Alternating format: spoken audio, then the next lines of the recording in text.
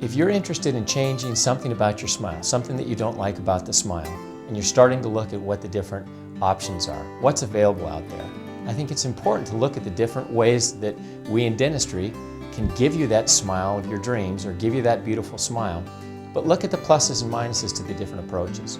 Let's talk about what's available. Bleaching is a very easy alternative to making darker teeth, yellow teeth, lighter. There's also composite bonding, which is placing resins onto the teeth.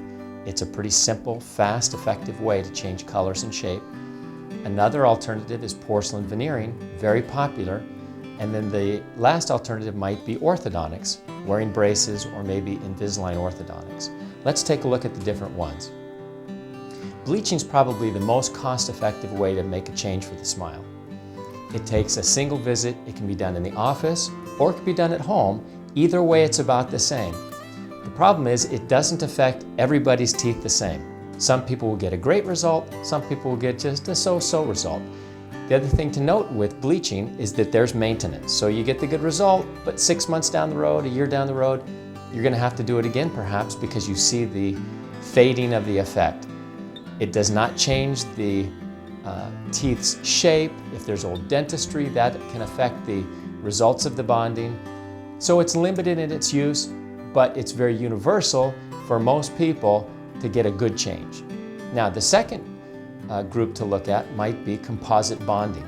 Now, bonding again is a resin, so it's like a plastic, and there's a big artistic component with the dentist that's applying the bonding. So you're relying upon your dentist to be an artist, to shape the teeth and really make them look natural and not too bulky.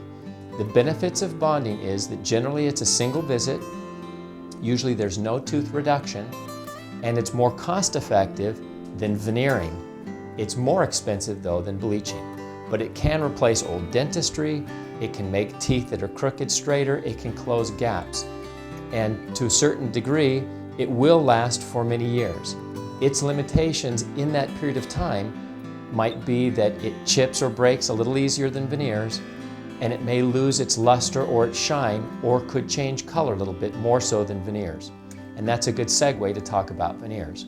So veneers then, when we say veneers, it means putting on thin shells of porcelain to the teeth.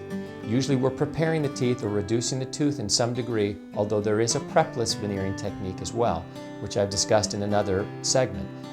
But placing the porcelain to the teeth then is a more permanent and longer lasting way to close gaps or lengthen teeth or change the appearance of the teeth. Certainly the color, it can be chosen whatever color you'd like, as light as you'd like, if it's natural or very white. But with porcelain we have more control over the final result. It is more expensive than bonding and certainly more expensive than bleaching.